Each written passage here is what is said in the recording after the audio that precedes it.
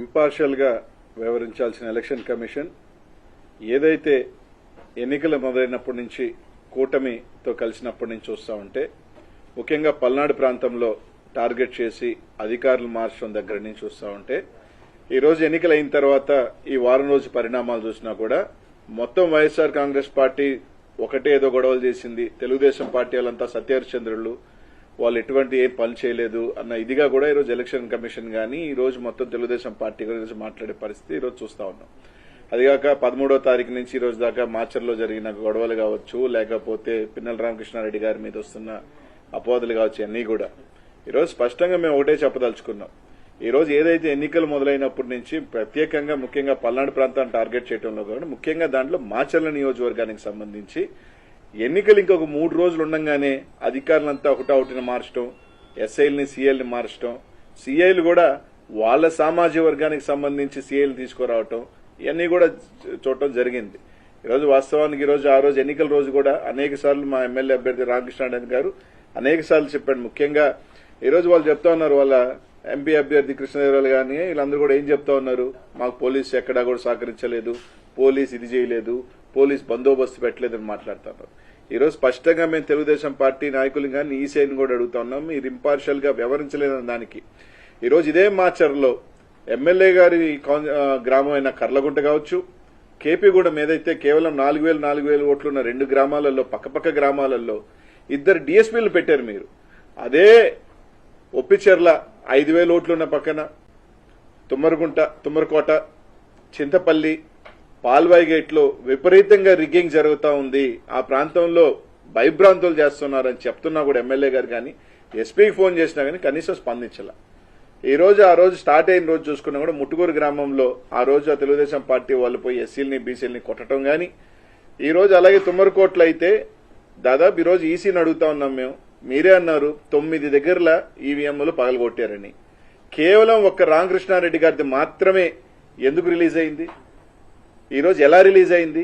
మీరు రిలీజ్ చేశారా లేకపోతే ఎవరైనా రిలీజ్ చేశారా? కనీసం ఈ రోజున ఈసీ దాని మీద ఎందుకు చర్య చేపట్ల?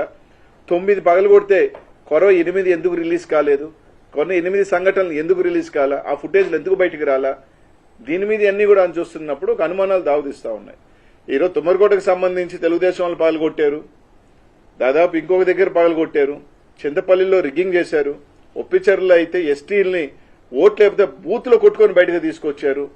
ఇదే పాల్వాయి గేటుకు సంబంధించి బీసీలు ఎస్సీలు మహిళలు ఓట్లైన పోతా ఉంటే ఓట్లైనకుండా కొట్టి తరిమేస్తుంటే ఎమ్మెల్యే గారు పోయి దాదాపు 1.5 గంట ఎస్పీకి ఫోన్ చేసినా అదే ఎస్పీ గారు మాచర్ల చుట్టూ తిరిగారు కానీ కనీసం పాల్వాయి గేట్ దగ్గరికి రావాలన్న ఆలోచన కూడా చేయలేదు. ఎందుకంటే ఇదంతా ఒక ప్రీ ప్లాన్డ్ గా ఎక్కడెక్కడ ఇబ్బంది పెట్టాలి, ఎక్కడెక్కడ తెలుగుదేశం వాళ్ళు రిగ్గింగ్ చేసుకోవాలి అని ఒక ప్రీ ప్లాన్డ్ గా చేసిన పద్ధతిలోనే నడిచింది.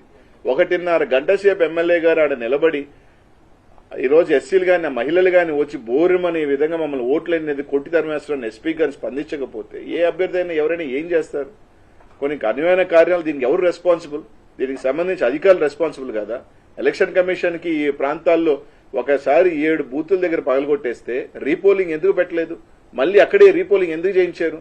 ఇదే తుమ్మరకోటలో మేము ఎస్పీ గారికి ఫోన్ చేశాం, సార్ అక్కడ భయపడతా ఉన్నారు, ఏజెంట్లు కూర్చునే దానికి కూడా ఇబ్బంది అంటే పోలీసు ఆడ కూర్చోబెట్టి వైసీపీ ఏజెంట్లు లేకుండా రిగ్గింగ్ చేయించిన మాట వాస్తవం కాదా? ఇది ఎస్పీ గారితో మేము మాట్లాడలేదా? పాల్వాయి గేట్ దగ్గర ఆయన రామకృష్ణారెడ్డి గారు ఏదైతే రామకృష్ణారెడ్డి అబ్బాయి తలబగిలింది, ఆయనకి దెబ్బలు తగిలినాయి.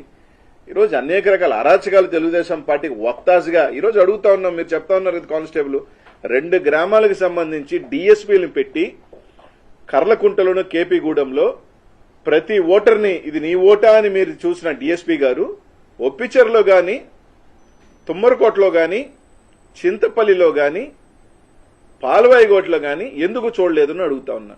అక్కడికన్నా ఎక్కువ ఓట్లున్న ప్రాంతం కదా, ఇక్కడ ఎందుకు పెట్టలేదు మీరు డీఎస్పీలని? ఎందుకు సీఐల్ని పెట్టలేదు? ఎందుకు ఎస్ఐని కూడా సంబంధించి ఎందుకు పెట్టలేదు? కనీసం దాని ఫుటేజ్లు రిలీజ్ చేయండి. కనీసం ఈ 4 బూతులకు సంబంధించి చింతపల్లిలో ఉన్న 4 బూతులు, ఒప్పిచెర్లో ఉన్న 3 బూతులు, తుమ్మరకోటలో ఉన్న 3 బూతులను ఈసీ ఎలక్షన్ కమిషన్ అర్థం నిజంగా ఇంపార్షియల్ గా చేసే పని అయితే ఆ బూత్ లో రోజు జరిగిన వారి అంతా కూడా తీసి జరిగిన దాని మీద విచారణ జరిపి అవసరమైతే రీపోలింగ్ పెట్టమండి. ఈరోజు స్పష్టంగా మా ఎమ్మెల్యేగా దాని మీద రీపోలింగ్ జరగండి, ఈ విధంగా జరిగితే దాని మీద ఈ రోజు దాకా యాక్షన్ తీసుకోవాలి. 13వ తారీఖున మీరు చెప్పారు పగలగొట్టారని, 13వ తారీఖున ఎస్పీ లేరా? పోలింగ్ ఆఫీసర్ లేదా? ఆ రోజు వెబ్ కాస్టింగ్ నుంచి మీరు వీడియో ఎందుకు తొలగించలేదు? 20వ తేదీ దాకా పట్టిందా మీకు? అంటే ఎవడో రిలీజ్ చేస్తే ఫేక్ది కావచ్చు, వాట్ ఎవర్ రిలీజ్ చేశారు. అది ఎలా రిలీజ్ అయింది? ఒకటే రిలీజ్ అయింది, 9 ఏమైనాయి? 9 ఉండాలి కదా. ఆ 9 ఎందుకు రిలీజ్ చేయలేదు?